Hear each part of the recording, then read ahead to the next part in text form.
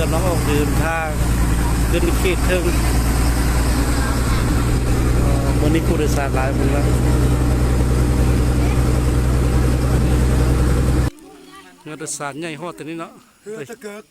ติดต่อเธอจักไปเม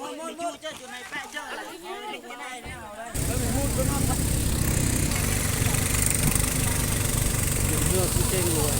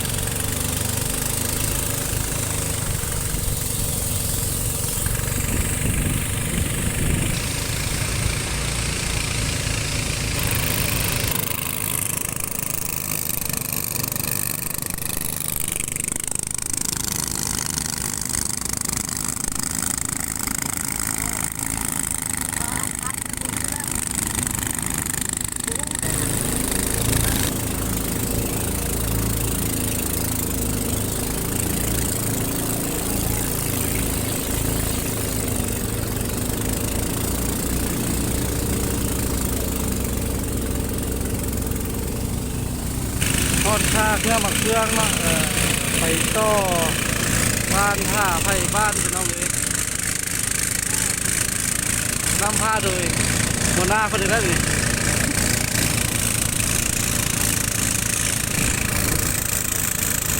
ค่าเครื่องทอดหมักเครื่อง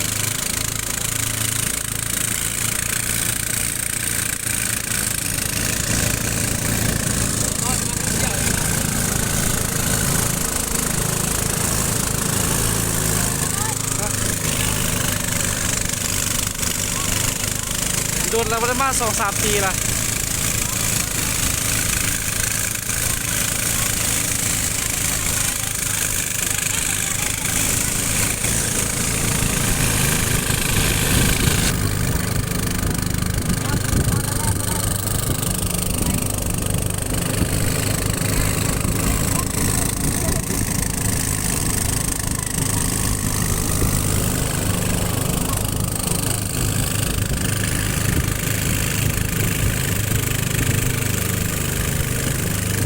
ให้ทุ่งนา